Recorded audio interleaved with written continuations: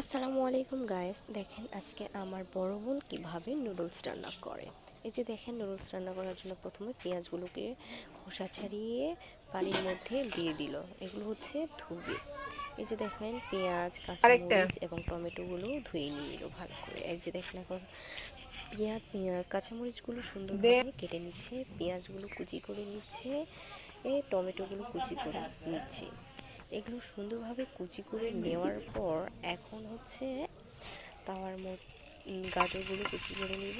গাজরগুলো কুচি করে নেওয়ার পর যে হালকাভাবে মাংসগুলো, ছোটো ছোটো মাংসের পিস দেওয়ার পর এই যে দেখেন, পেঁয়াজ, কাঁচামরিচ এগুলো দিয়ে সুন্দর করে ভেজে নিচ্ছে।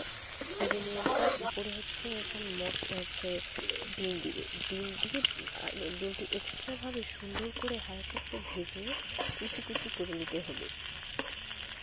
হালকাভাবে নাড়তে হবে। এভাবে নাড়তে নাড়তে কুচি কুচি করে নেওয়া হয়ে গেল। এই যে কুচি কুচি করে নিয়ে সবগুলো একসঙ্গে মিক্স করে উপরে মশলা দেওয়ার পর নুডলস ঢেলে দিয়ে নুডলস সুন্দর করে নেড়ে নেড়ে মিক্স করতে হবে মশলাগুলোর সাথে।